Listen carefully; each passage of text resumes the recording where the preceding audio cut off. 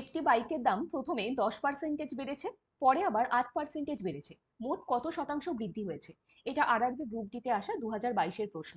মনে রাখবে, এই ধরনের প্রশ্নগুলো আমরা সবসময় একটা শর্টকাট ফর্মুলা অ্যাপ্লাই করব, যেটা হচ্ছে সাকসেসিভলি ইনক্রিজিং বা ডিক্রিজিং এর ফর্মুলা।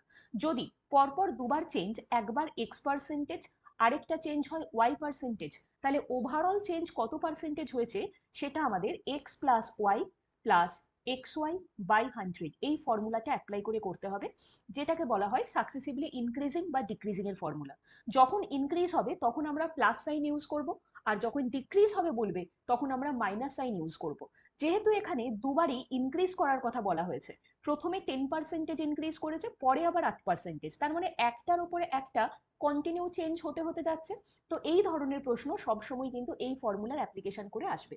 তো এখানে এক্স এর ভ্যালু আমরা +10 আর ওয়াই এর ভ্যালু যদি আমরা +8 নিই, তাহলে হয়ে গেল 10+8 +10 × 8 /100। তাহলে ক্যালকুলেশন করলে এটা কত হয়ে যাবে দেখো, 18 প্লাস 0.8, দ্যাট ইজ 18.8।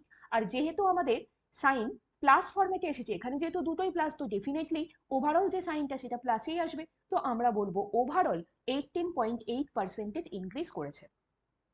তো এই প্রশ্নটা যদি তোমরা বুঝে গিয়ে থাকো, তাহলে এইটা সলভ করে এটার অ্যান্সার আমাকে কমেন্ট বক্সে জানাও। আর এই ধরনের ম্যাথসের শর্টকাট ভিডিও পাওয়ার জন্য অবশ্যই কিন্তু কম্পিটিটিভ ম্যাথ সেন্টার চ্যানেলটিকে সাবস্ক্রাইব করে রেখো।